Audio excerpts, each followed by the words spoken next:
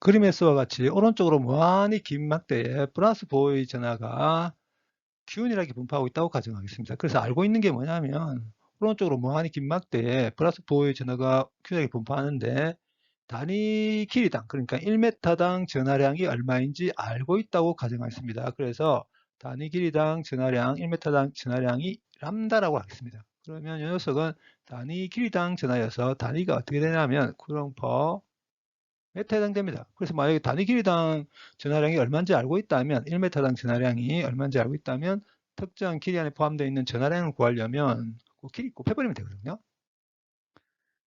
그런데 오른쪽 무한히 긴 막대 왼쪽 끝으로부터 수직하게 밑으로 R만큼 떨어진 점을 선택하겠습니다. 그래서 이 점을 P점이라고 하겠습니다.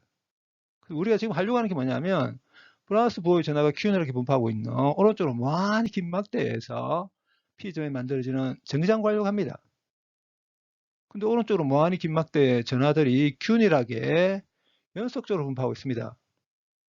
그러면 이러한 연속적인 전하 분포에 의해서 특정한 한 점에 만들어지는 전기장을 구하기 위해서는 일단 이렇게 나눠야 되죠. 이렇게 나눈 다음에 그 다음에 나눈 것 중에 특정한 한 부분을 선택해야 됩니다. 그래서 특정한 한 부분을 선택하겠습니다. 이렇게.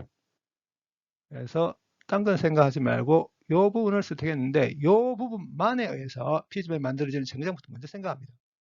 그럼 선택한 이 특정한 이 부분이 막대의 왼쪽 끝을 기준으로 해서 여기를 기준으로 하겠습니다. 막대의 왼쪽 끝으로부터 x만큼 떨어진 위치에 있고 선택한 부분의 길이가 dx라고 하겠습니다. 그러면 선택한 dx라는 길이에 포함되어 있는 전하량은 극히 일부의 전하가 포함되어 있을 겁니다. 그래서 그 전하량을 dq라고 하겠습니다. 근데 단위 길이당 전하가 얼마인지 알고 있습니다. 그러면 dx라는 길이 안에 포함되어 있는 전하량은 단위 길이당 전하량에다가 길이 dx를 곱해버리면 됩니다.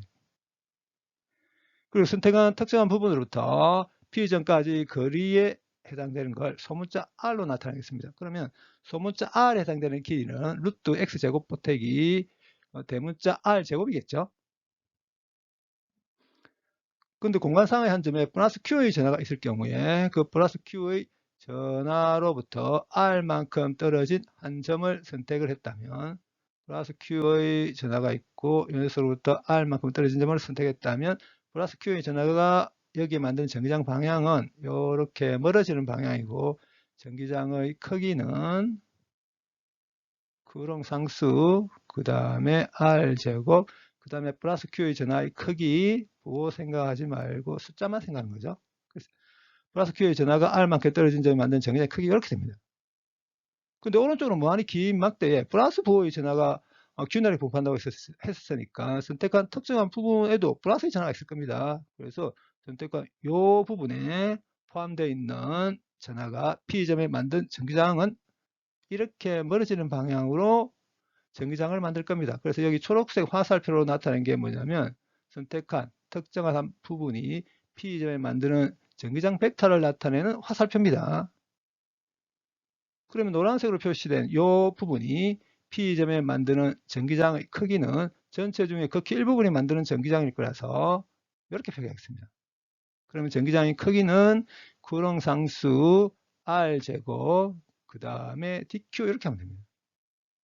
그럼 이 DQ를 이렇게 바꿔버리겠습니다. 그 다음에 소문자 R에 해당되는 길이가 어떻게 된다고 했냐면 루트 X제곱 보태기 그 다음에 대문자 R제곱이죠. 근데 여기 분모해 보게 되면 소문자 R의 제곱입니다. 그래서 이렇게 풀 수 있겠죠. 그래서 여기는 이 DE가 뭘 나타내냐면 초록색 화살표에 해당되는 벡터의 크기를 나타냅니다. 그런데 노란색으로 표시한 이 부분이 P점에 만드는 전기장 벡터에 해당되는 게 초록색 화살표입니다. 근데 이 초록색 화살표가 XY 평행상에 있죠.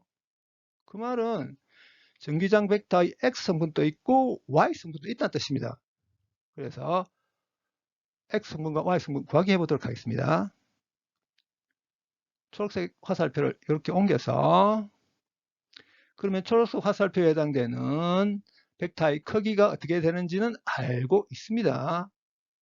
그러면 초록색 화살표에 해당되는 벡터가 XY 평면상에 이렇게 있으니까 이 벡터는 X성분과 Y성분을 가질 텐데 이런 X 성분과 이런 Y 성분이 합쳐져서 초록색 화살표가 됐다고 생각해도 아무런 문제가 없거든요. 그리고 요 각이 씻다면 요 각도 씻답니다. 그럼 요게 뭐냐면 초록색 화살표를 만들어주는 벡터 X 성분, 요게 Y 성분이죠. 그래서 초록색 화살표에 해당되는 벡터 D 벡터 X 성분을 이렇게 Y 성분을 이렇게 표기하겠습니다. 그럼 요게 요 길이가 바로 뭐냐면 초록색 화살표에 해당되는 벡터의 X 성분의 크기입니다. 그럼 이 화살표의 길이가 어떻게 될 거냐면 초록색 화살표의 길이가 요겁니다. 요거. 그러면 X 성분의 크기 요 길이는 어떻게 될 거냐면 DE 코사인 시타 해당되게 될 겁니다. 그 다음에 어느 방향으로 향하고 있는지까지 다 표기해야 됩니다. 그래서 X 성분이 어디로 향하고 있냐면 이렇게 향하고 있습니다. X축의 이름이 붙어져 있는 방향, 그러니까 플러스 X 방향과 정반대 방향, 마이너스 방향을 하고 있죠. 그래서 DE를 요거로 바꾸고 그 다음에 코사인 씻다가 어떻게 될 거냐면 소문자 R분의 X가 되게 될 겁니다. 그래서 요게 소문자 R이죠. 그래서 이렇게 되게 될 텐데 이걸 정리를 하게 되면 이렇게 쓸 수 있을 겁니다. 그 다음에 이제 Y 성분 보도록 하겠습니다. 그러면 초록색 화살표 해당되는 벡터의 Y 성분이 요건데 요 Y 성분의 크기 요 화살표의 길입니다. 요 길이랑 똑같죠. 그래서 그 길이는 DE 산시타 해당될 거고 그 다음에 Y 성분은 또 어디로 향하고 있냐면 밑으로 향하고 있습니다. Y축의 이름이 붙어져 있는 Y의 플러스 방향과 정반대 방향이 마이너스 방향을 향하고 있습니다. 그럼 여기도 D를 여기 집어넣고 산시타가 소문자 R분의 대문자 R이죠. 그래서 소문자 R분의 대문자 R 이렇게 그러면 이걸 또 정리하게 되면 이렇게 됩니다. 근데 요거와 요게 뭐냐면 그림의 초록색 화살표로 표시되어 있는 벡터의 X 성분과 Y 성분입니다. 근데 결과적으로 어떻게 할 거냐면 이렇게 막 나눈 다음에 각 부분들에 의한 P점에 만들어지는 정기장의 X 성분을 구해서 싹 다 더해버리면 그러니까 적분해버리게 되게 되면 전체에서 P점에 만들어지는 정기장 X 성분 구할 수 있을 거고 비슷하게 이렇게 나눈 각 부분들에 의해서 P점에 만들어지는 전기장의 Y 성분을 구해서 싹 다 더해버리면 그러니까 적분해버리게 되면 전체에서 P점에 만들어지는 전기장의 Y 성분을 구할 수 있을 겁니다. 해보겠습니다. 먼저 전체에서 P점에 만들어지는 전기장 X 성분 구하기 그러니까 요 녀석을 전하가 분포하는 0에서 무한대까지 적분해버리기만 하면 끝납니다. 상수죠. 요거 상수죠. 그래서 변하지 않는 상수값들 적분기호 바꿔서 다 빼내버리겠습니다. 요거 적분하기만 하면 끝납니다. 근데 이걸 적분하게 되면 이렇게 되거든요. 근데 여기 마이너스가 있습니다. 그래서 0을 집어넣는 경우부터 먼저 하겠습니다. 그래서 x가 0이 되게 되면 요게 어떻게 될 거냐면 r분의 1 될 겁니다. 그 다음에 x가 만약에 무한대가 되게 되면 무한대분의 1, 0 될 겁니다. 그래서 결국은 이 경우에는 0을 집어넣는 경우만 생각하면 되겠죠. 그러면 0을 집어넣는 경우는 조금 전에도 이야기했지만 r분의 1 되거든요. 그래서 결과적으로 이렇게 될 겁니다. 그 다음에 전체에서 P점이 만들어지는 전기장의 Y성분 요 녀석을 전하가 분포하는 0에서 무한대까지 적분만 하면 됩니다. 여기서 요게 상수고 요것도 상수죠. 그래서 적분기호 바깥으로 다 빼내버리겠습니다. 그래서 요거만 적분하면 이제 끝납니다. 그래서 요걸 적분하게 되면 어떻게 되냐면 이렇게 됩니다. 그런데 여기 보게 되면 대문자 R 제곱입니다. 그래서 하나 없어지게 되겠죠. 그래서 분모에 대문자 R이 하나 남게 될 겁니다.